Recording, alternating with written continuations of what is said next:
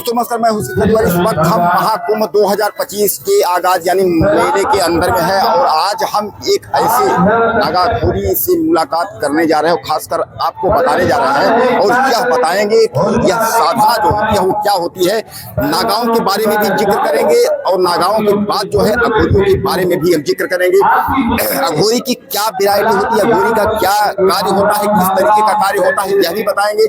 नागाओं का क्या कार्य होता है, किस तरीके से होता है यह भी बताएंगे। यानी हम आपको जो है इस मेले में तमाम अघोरियों के बारे में और उस अघोरियों के रहस्य के बारे में जो है हम बताएंगे। और अघोरी जो है यह कहते हैं ना कि मुर्दा खाते हैं, सुबह को मुर्दा खाते हैं, दोपहर में खाते हैं, रात को खाते हैं। तो ऐसा क्या है कि अघोरी जो है वह मुर्दा खाते हैं। यानी कहने का तात्पर्य है कि अघोरियों के मुर्दा के बारे में, श्मशान पर साधना के बारे में, श्मशान के साधना कैसे करते हैं, किस तरीके जो है, और नागा जो है वह बिना कपड़ों में क्यों रहते हैं। यानी यह सारी जानकारी का जो अपडेट है वह हम आज आपको जो है देने जा रहे हैं। खासकर हमारे रिपोर्टर जो है, हमारे पत्रकार जो है वह शिव पांडे हैं। शिव पांडे जो है वह बात कर रहे हैं, यानी हमारे पत्रकार खास भाई वह नागा जो है इनसे बात कर रहे हैं और इनसे पूछना चाहते हैं, जानना चाहते हैं कि हमारे सनातन में कितना इनका जो है योगदान है।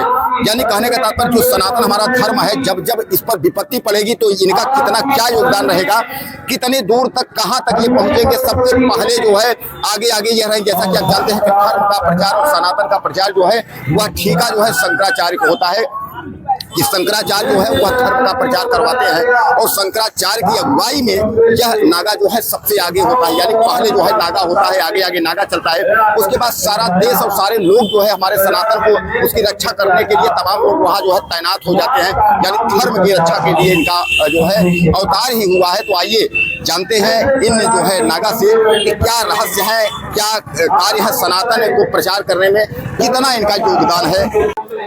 इन्हीं नागा संतों के बीच में कुछ नागा संत ऐसे भी होते हैं जो स्मशान विद्या भी जानते हैं या उस पर भी काम करते हैं। लेकिन ये विद्याएं क्या होती हैं, कौन कौन सी विद्याएं होती हैं, और एक बड़ी चर्चित विद्या है जिसको अघोर विद्या कहा जाता है, वो अघोर विद्या क्या होती है, इसके विषय में आइए हम जानकारी लेते हैं। हमारे सामने बैठे हुए एक ऐसे ही दिव्य संत जो हमें बताएंगे कि इसमें कौन कौन सी विद्याएं होती हैं और कैसी होती हैं। महाराज जी प्रणाम।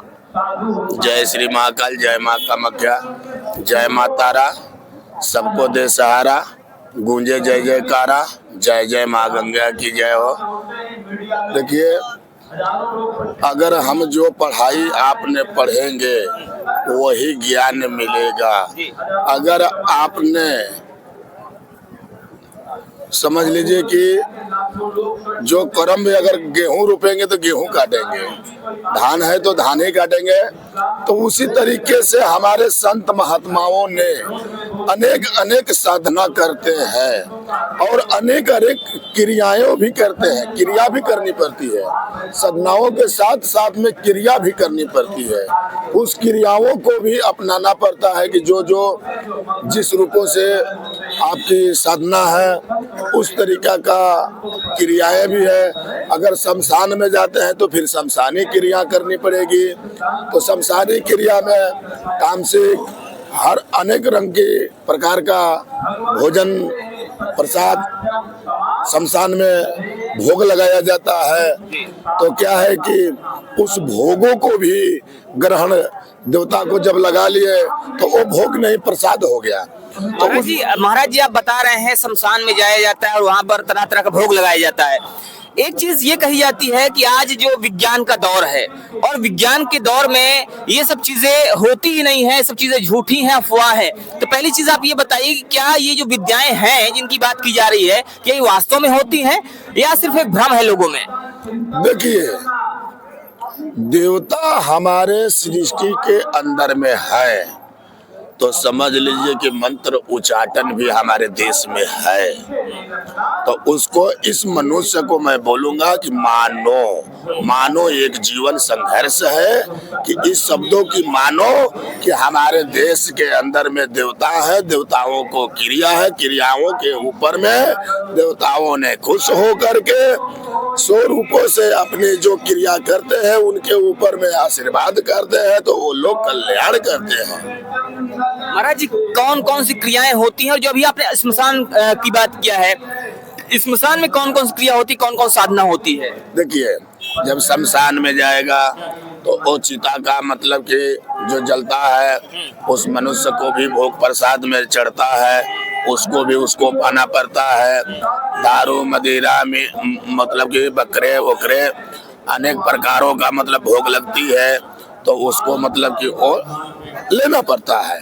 तो इसका मतलब ये है कि जो स्मशान क्रियाएं करते हैं, जो स्मशान साधना करते हैं, वो दारू मदिरा और ये सारी चीजें खाते पीते हैं। जी, इसलिए क्या है कि वो दारू मदिरा ये आपके लिए दारू है, आज आपके लिए मधुरा है, लेकिन वो जो जोग पाठ कर रहा है उसके लिए वो प्रसाद है। इसलिए कि वो देवता का भोग लगाया है, वो भोग का वो प्रसाद ले रहा है, तो वो किसी का नशा का चीज नहीं है।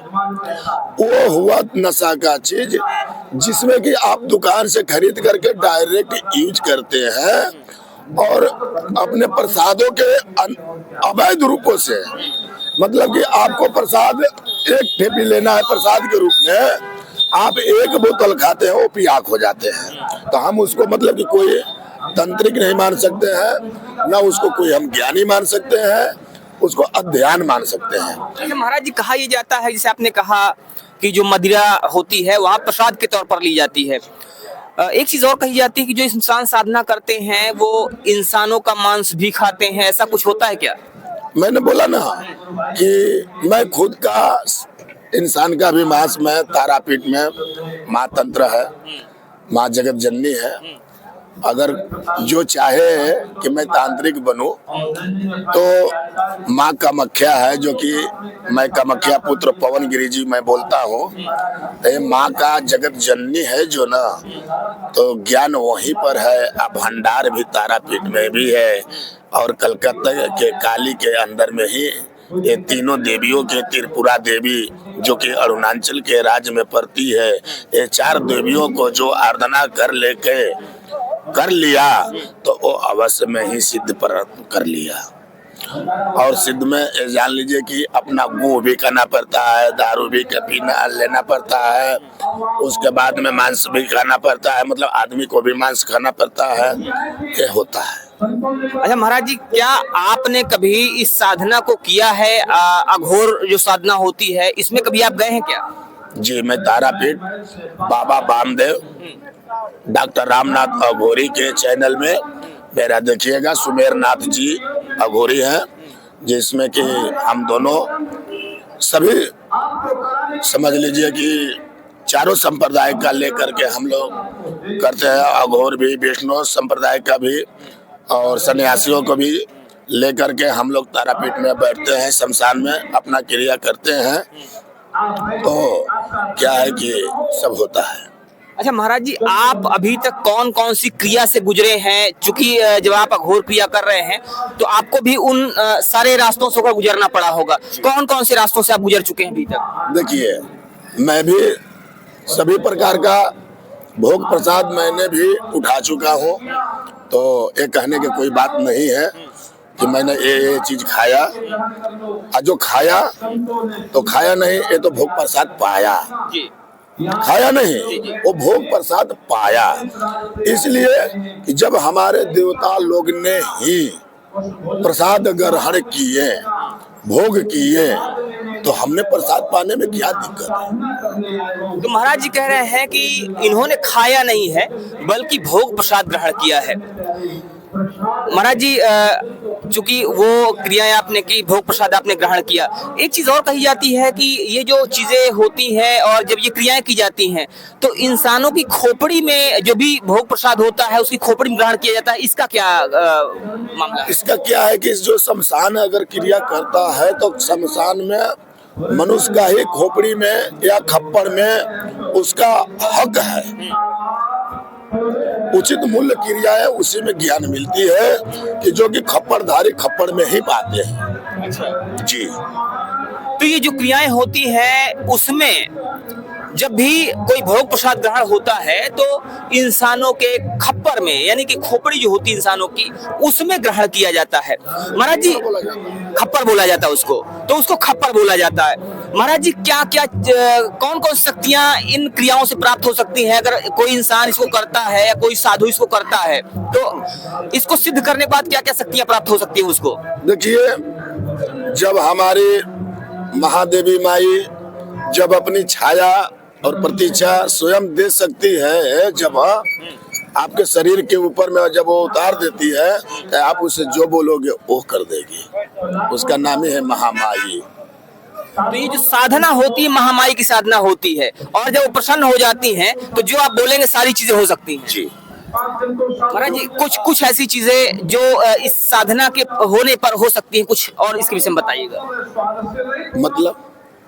मतलब जब ये साधना हो जाती है, ये साधना पूरी हो जाती है तो क्या क्या चीजें आप प्राप्त कर सकते हैं उससे? देखिए, जब साधना आपने प्राप्त कर लिया तो आपने स्वस्थ सुंदर रूपों से जो बोलेंगे वो होगा। अच्छा। हाँ, अगर बारिश भी होता है उसको आप बोलोगे बंद बंद। मतलब जो प्रकृति है, प्रकृति पर भी आपका नियंत्रण हो जाता है। हाँ, बारिश अगर धूप है, अगर बोलिएगा कि नहीं ये छाया होना चाहिए तो छाया होना चाहिए। इतनी शक्तियां प्राप्त हो जाती हैं ये सिद्धि के प्राप्त होने के बाद। बगैर सिद्धि के अगर बोलिए कि हम बिना क्लास किए हुए हम रिजल्ट ले तो कहीं मिला है? बिना पढ़े हुए, बिना स्कूल में जाए हुए कहे कि हम इंटर BA MBA डॉक्टरी किए हैं और झोला में एलो पेलो के दवाई मतलब कि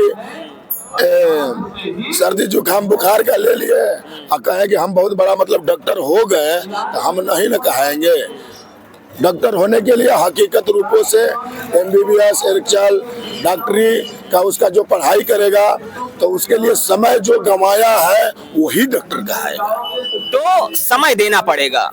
जैसे पढ़ाई होती है वैसे ये भी एक पढ़ाई है, और उस पढ़ाई के पूरा करने के बाद ही आदमी कुछ बन सकता है, कुछ कर सकता है। अगर भारत का अंतिम मूल पढ़ाई है इतिहास का, ये सनातनीय का, सत्य का। तो ये भारत की अंतिम पढ़ाई है, ऐसा महाराज जी का कहना है। महाराज जी अक्सर देखा जाता है बहुत सारे साधु संत होते हैं, वो मिट्टी लेते हैं और हाथ में देते हैं, कहते हैं हाथ बंद कर लो और फिर वो रुद्राक्ष बन जाता है। ये कौन सी विद्या है? एक काला जादू, काला विद्या होता है जी। तो ये भी मंत्रों की सिद्धि होती है कि ये ऐसे ही हो जाता है कुछ? नहीं, ये भी मंत्र ही से होती है जिसमें कि इसका भी एक क्रिया साधना होती है। अच्छा, इसको काला जादू बोला जाता है। तो ये काला जादू होता है। अक्सर देखा जाता है कि अक्सर कुछ बाबा मिल जाते हैं, वो आपको मिट्टी दे देंगे, आपके हाथ में पैसा दे देंगे और कहेंगे हाथ बंद करो। जब आप हाथ खोलते हैं तो हाथ खोलने पर आपको रुद्राक्ष दिखाई देता है या कोई और चीज बन जाती है, कोई ताबीज बन जाती है। तो महाराज जी कहना है कि ये काला जादू होता है और ये भी मंत्रों के आधार पर होता है। आपको जानकारी कैसी लगे मैं जरूर बताइएगा। मिलते हैं फिर से, तब तक के लिए जय हिंद।